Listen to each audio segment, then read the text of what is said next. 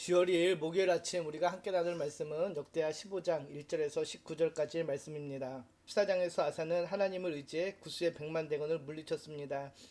큰 승리의 기쁨이 있었지만 하나님은 승리의 자리에 안주하지 않고 신앙의 기억을 멈추지 말라고 말씀하십니다. 그래서 선지자 아사랴가 아사에게 와서 권면을 하는 것으로 시작되는데요.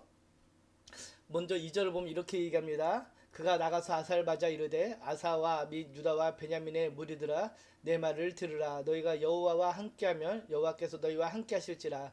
너희가 만일 그를 찾으면 그가 너희와 만나게 되시려니와 너희가 만일 그를 버리면 그도 너희를 버리시리라.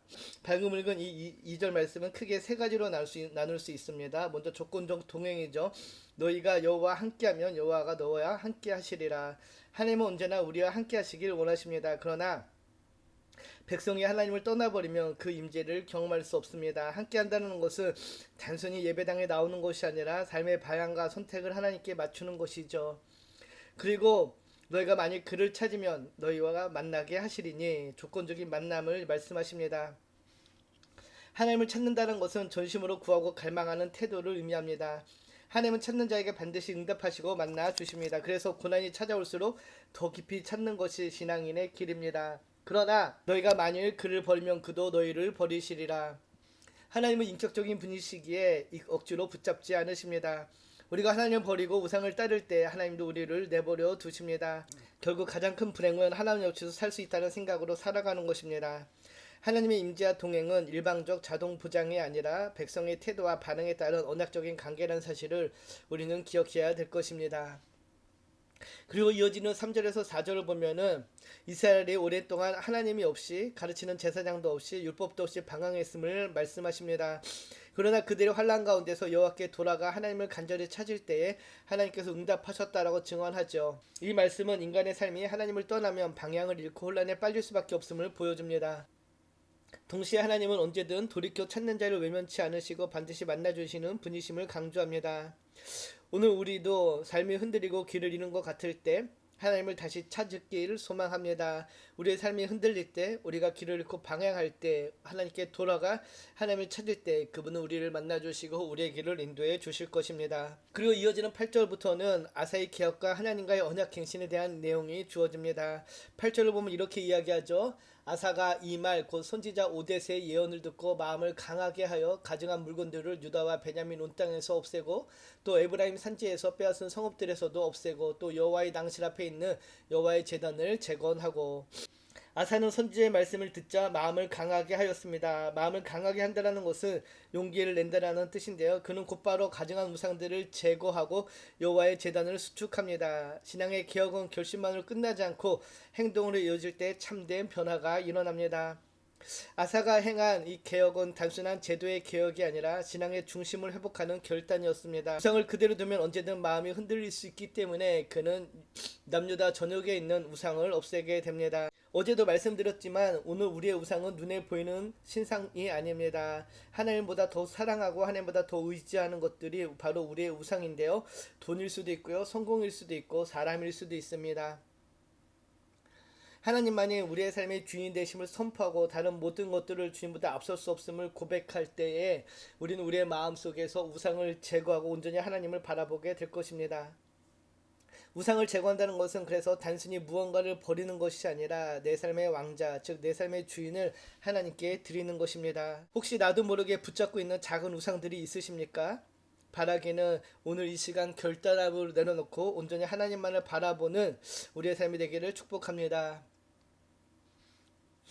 그리고 이어지는 13절을 보면은 이스라엘 하나님 여호와를 찾지 아니하는 자는 대소남녀를 막론하고 죽이는 것이 마땅하다 하고 우리가 큰 소리로 외치며 피리와 나팔을 불어 여호와께 맹세하매 온 유다가 이 맹세를 기뻐한지라. 우리가 마음을 다하여 맹세하고 뜻을 다하여 여호와를 찾았으므로 여호와께서 그들을 만나주시고 그들의 사방에 평안을 주셨더라. 신앙은 반쪽 마음으로 유지되지 않습니다. 하나님은 형식적인 신앙이 아니라 전심으로 하나님을 찾기를 원하시며 하나님을 만나기를 원하십니다. 백성이 전심으로 맹세했을 때 하나님은 사방에 평안을 주셨습니다. 평안은 상황의 안정이 아니라 하나님의 임재의 결과임을 보게 되지요. 하나님은 형식적인 예배보다 우리의 마음을 원하십니다. 마음 없는 예배는 하나님을 움직이지 못합니다. 그러나 전심으로 찾는 자를 반드시 만나주시는 하나님이심을 기억하고 오늘 우리의 예배가 우리의 삶이 전심으로 하나님을 찾아 나가는 그런 삶의 예배, 삶의 자리가 되기를 소망합니다. 전심으로 하나님을 찾는다는 것은 내 삶의 우선순위를 하나님께 두는 것입니다. 오늘 하루 나의 삶의 우선순위가 무엇인지를 돌아보며 오늘 아침 결단함으로 하나님만 온전히 바라보고 하나님을 우리의 삶의 가장 우선순위에 두기를 축복합니다. 그리고 이어지는 16절에서 마지막 19절을 보면은 아사의 온전한 마음을 볼 수 있는데요. 아사 왕의 어머니 마아가가 아사의 가증한 목상을 만들었으므로 아사가 그의 태우자리를 패하고 그의 우상을 찢고 빻아 기드론 시냇가에 불살랐으니 산당은 이스라엘 중에서 제하지 아니하였으나 아사의 마음이 일평생 온전하였더라. 아사는 어머니가 세운 우상까지 제거하게 됩니다. 가장 가까운 자리에서도 타협하지 않았다라는 것이죠. 그의 신앙의 특징을 17절에 다음과 같이 이야기하죠. 아사의 마음이 일평생 온전하였더라. 그는 한순간의 열심이 아니라 일평생 온전한 마음으로 하나님을 섬겼습니다. 신앙은 단거리 경주가 아니라 마라톤입니다. 순간의 열정보다 꾸준함이 중요하죠. 끝까지 멈추지 않는 마음으로 하나님을 찾는 사람을 하나님은 기뻐하십니다. 바라기는 우리의 신앙도 마라톤 같은 신앙이 되기를 소망합니다. 청년 여러분, 나중에 믿음 생활을 잘하면 되자라는 생각이 가장 큰 유혹입니다. 신앙은 나중이 아니라 오늘 지금의 선택으로 지켜지는 것입니다. 작은 습관 하나가 내 일평생의 신앙을 결정함을 기억하고 오늘도 하나님을 선택하고 하나님과 동행하는 복된 하루 되기를 축복합니다. 오늘 말씀을 묵상하며 생각해 봅시다. 전심으로 하나님을 찾는다는 것은 내 삶의 우선순위를 하나님께 두는 것입니다. 나의 오늘 우선순위는 무엇인가요? 나는 혹시 나중에 믿음 생활을 잘하면 되지라는 생각으로 오늘의 결단을 미루고 있지는 않는지요? 오늘 지금 내가 세우는 작은 습관 하나가 내 일평생 신앙을 결정한다면 나는 어떤 습관을 선택해야 할까요? 생각해 봅시다. 그리고 주연을 시작하며 우리 다음 세 가지를 놓고 함께 기도합시다. 하나님의 말씀을 붙들어 흔들리지 않는 믿음을 주옵소서. 내 마음속 모든 우상을 내려놓고 하나님만 주인으로 섬기게 하시고 전심으로 하나님을 찾는 예배자가 되게 하소서. 오늘 하루 10월 한 달 그리고 내 평생을 멈추지 않는 마음으로 달려가게 하소서. 기도합니다. 참 좋으신 하나님 감사합니다.